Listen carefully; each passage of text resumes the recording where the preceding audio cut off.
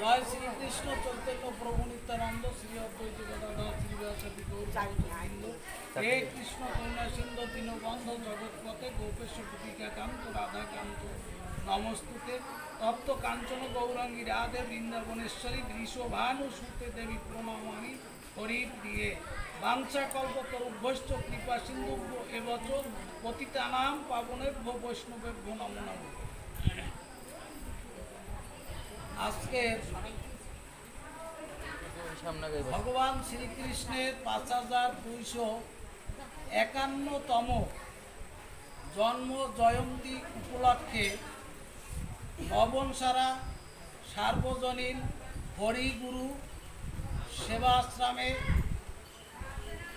সমবেত সুধী ভক্তজন, সজ্জন, সাধুজন, সন্তজন, আমার ধর্মশিলা দেবী ময়ী মাতৃমণ্ডলী সবার চরণে আমার সশ্রদ্ধ দণ্ডবাদ নিবেদন করছি। আসলে আমি ওইভাবে আলোচনা জানি না, তারপরও হয়তো দু একটা কথা বলবো। তো আমার বলার মাঝে ভুল ত্রুটি থাকবে, সেগুলো আপনারা মহৎগুণে ক্ষমা করবেন। আমরা মূলত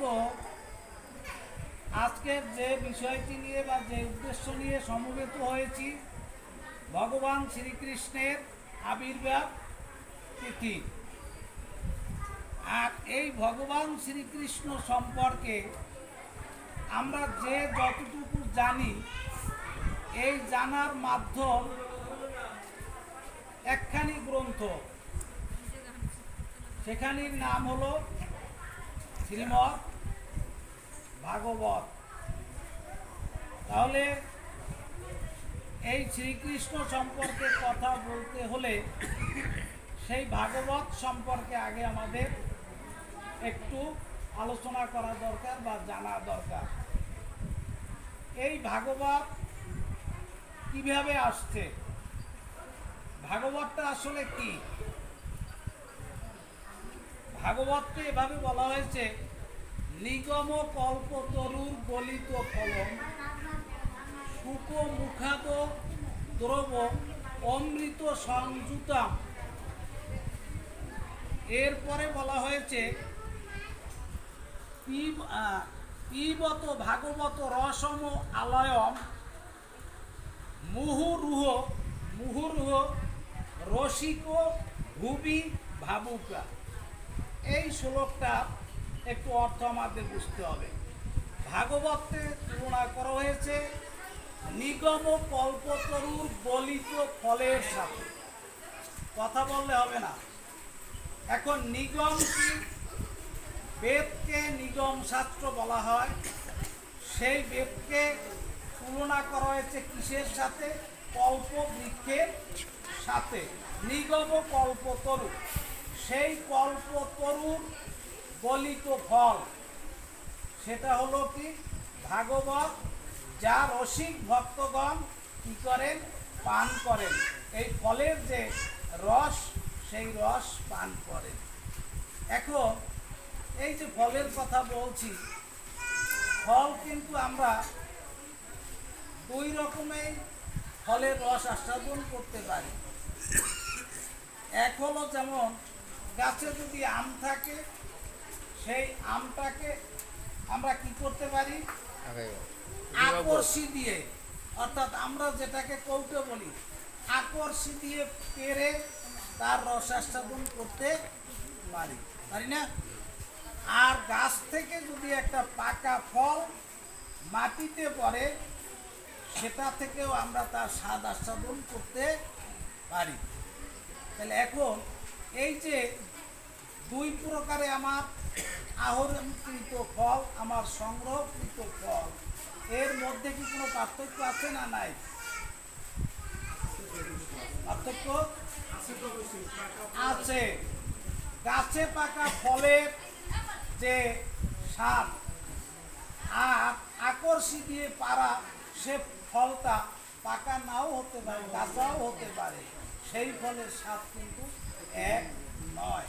তাহলে এই যে নিগম কল্পতরুর ফল, এটাকে গলিত ফল বলা হয়েছে। এবং সেটা যখন সুখদেব গোস্বামীর মুখ থেকে এটা কি হয়েছে, উচ্চারিত হয়েছে, তখন সেটা কি হয়েছে, একদম রসালো ফল, গলিত ফল হয়েছে।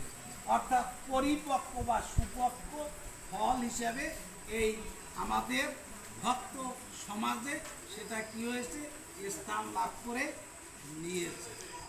এখন প্রশ্ন হলো, এই যে ভাগবতের কথা আমরা বলি, আসলে ভাগবত অনেকের ঘরেই আছে না? আছে।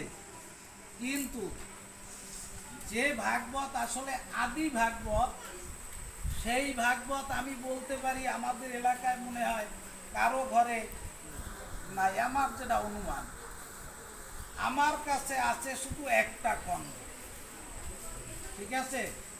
আর আমরা পাই কি সুবোধ মজুমদারের ভাগবত, এটাই বেশি আমাদের মাঝে প্রচলন, যেটা পয়ার ছন্দে লেখা, মাঝে কিছু কিছু ত্রিপদী ছন্দ আছে। তাহলে ভাগবত আসলো কিভাবে, এইটা আমাদের বুঝতে হবে। নারায়ণের নাভি কমলে ব্রহ্মা যখন ছিলেন, ব্রহ্মার নাভি পদ্ম থেকে, এই নারায়ণের নাভি পদ্ম থেকে কার জন্ম হয়েছে, ব্রহ্মার। তাহলে এই নাভি পদ্মে যখন ছিলেন, তখন কিন্তু এই ব্রহ্মা কি পেলেন, 4শ্লোকী ভাগবত ছিলেন। কয়টা শ্লোক? 4টা শ্লোক সম্মিলিত যে ভাগবত, এটা পেলেন। এখন আর পেলেন কি, যে তপ তপ তপ, অর্থাৎ তপস্যা করো তপস্যা করো তপস্যা করো। এখন কি হলো, ব্রহ্মা চিন্তায় পড়ে গেল যে কার তপস্যা করব। তো যাই হোক, সেই গোবিন্দের তপস্যা শুরু করলেন। তপস্যা শুরু করার পরে উনি কিন্তু সেই যে তপস্যার একটা হলো অন্তর্দশা, আর একটা হলো অর্ধ অন্তর্দশা। এই অর্ধ অন্তর্দশায় সে ভগবান শ্রীকৃষ্ণের যে জন্ম থেকে, ঠিক আছে, অন্তর্ধান পর্যন্ত, তিরোধান পর্যন্ত সব কিছু উনি ওই সাধন বলে বা ধ্যান যোগে সব কিছু জানতে পারলেন। এই যখন জানলেন, জানার পরে উনি কি করলেন, ওনার মানস পুত্র নারদ,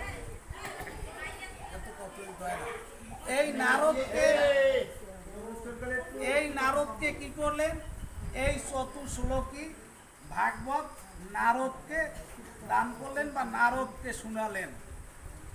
আচ্ছা, নারদকে শোনানোর পরে এরপরে কি করলো, নারদ একদিন কি করছে, আপনার ব্যাসদেবের কাছে ঘুরতে ঘুরতে, বীণা বাজাতে বাজাতে ব্যাসদেবের আশ্রমে এসে উপনীত হয়েছেন। তো আসার পরে দেখলেন ব্যাসদেব বিষণ্ণ চিত্তে বসে আছেন। নারদ মুনি জিজ্ঞাসা করলেন যে মন খারাপের কারণ কি?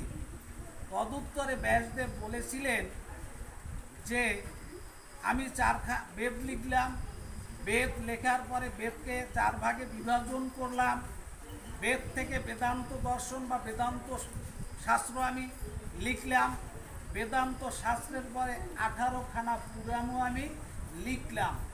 এত গ্রন্থ সংকলন করার পরেও আমি মানসিক একটা অতৃপ্তিতে ভুগছি, এর কারণ আমি বুঝতে পারছি না।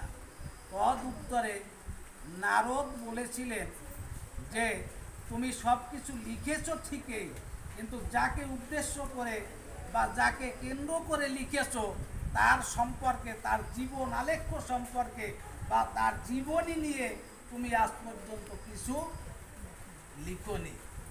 কাজেই তুমি তার জীবনী সম্পর্কে লিখো, তাহলেই তোমার মনের যেই বৈকল্য, এই বৈকল্য তোমার দূরীভূত হবে। এই নারদের মানে বাক্য পাওয়ার পরে উনি কি করলেন, ওই ধ্যান যোগে যা পেলেন তাই নিয়ে উনি লিখলেন ভাগবত। কত শ্লোকে? 18,000 শ্লোক। পেলেন কয়টা? 4টা। এই 4টা থেকে শ্লোক লিখলেন 18,000 শ্লোক। তাইলে এই 18,000 শ্লোকের একটা শ্লোকও কিন্তু এই আমরা যে ভাগবত সচরাচর পড়ি বা দেখি এর মধ্যে কিন্তু একটা শ্লোকও নেই। ঠিক আছে? এই 18,000 শ্লোক। হ্যাঁ, 18,000 শ্লোক সম্বলিত ভাগবত। আমরা যে ভাগবত পড়ি পদ্য ছন্দে লেখা, পয়ার ছন্দে লেখা, এই ভাগবতে ওর একটা শ্লোকও নেই। বিশ্বাস হয় কথাটা? অবিশ্বাস্য, তাই না? এইটাই সত্য। ঠিক আছে, এইটাই সত্য। তাহলে এখন কি হলো, উনি যখন লিখলেন এখন প্রচার কিভাবে করবেন? প্রচার করতে হলে উপযুক্ত পাত্র লাগবে। তাহলে উনি চিন্তা করলেন যে আমি ঘুরে দেখি আমার কোনো উপযুক্ত শিষ্য আমি পাই নাকি, যাকে দিয়ে এই ভাগবতম প্রচার করানো যায়। তো ঘুরলেন, কিন্তু ঘুরে এরকম শিষ্য পেলেন না।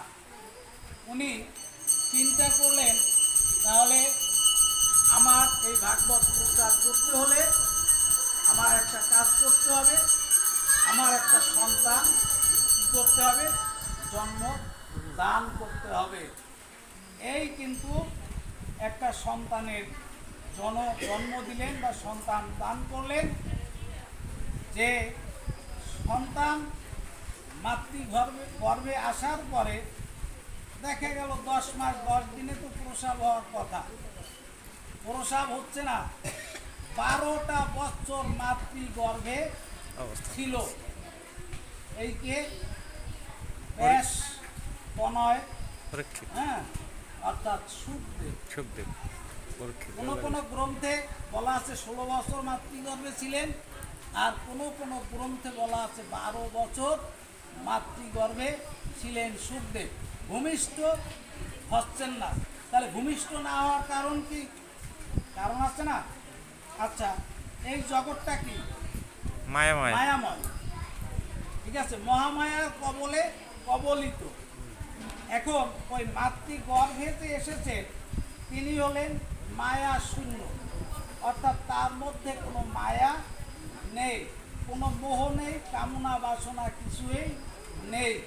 তাইলে যেহেতু এই মায়াময় জগৎ, এই মায়ার মধ্যে ওই সুখদেব আসতে চাচ্ছেন না, তাই ভূমিষ্ঠ হচ্ছেন না।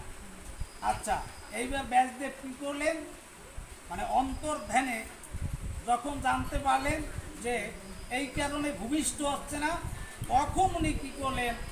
ধ্যান যোগে বা সাধন বলে ক্ষণার্ধক পরিমাণ সময়। ক্ষণ বলতে আমরা কতটুকু সময় বুঝি? 4 মিনিট সময়। ক্ষণ মানে 4 মিনিট, তা ক্ষণের অর্ধেক ক্ষণার্ধ, মাত্র 2 মিনিট সময় এই জগৎটাকে কি করেছিলেন? মায়া শূন্য করেছিলেন। এই 2 মিনিট সময় মায়া শূন্য করেন। এই 2 মিনিটের মধ্যে সুখদেব কি হলেন?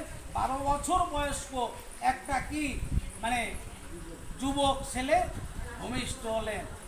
অর্থাৎ ভূমিষ্ঠ হলেন নগ্ন দেহ, তাই না? ভূমিষ্ঠ হওয়ার পরে সে কি করেছে? রওনা হয়েছে বনে। কেন রওনা হয়েছে? ধ্যানের জন্য। সংসারে থাকবে না, তার দ্বারা সৃষ্টি কার্য হবে না। সে ধ্যানের জন্য বনে যখন চলছে, পিছন থেকে ব্যাসদেব হাপুত্র হাপুত্র বলে কি করছে? ডাকছে। পিছন থেকে ডাকছে, কিন্তু ডাকের প্রতিধ্বনি শোনা যাচ্ছে, কিন্তু উত্তরে সুখদেব কোনো সাড়া দিলেন না। সুখদেব চলে গেলেন, ধ্যানে মগ্ন হলেন। কঠোর ধ্যান করতে করতে হঠাৎ একদিন একটা শ্লোক ওই ধ্যান যোগে তার কর্ণ কুয়ারে পৌঁছালো। যখন এই একটা শ্লোক শুনতে পেলাম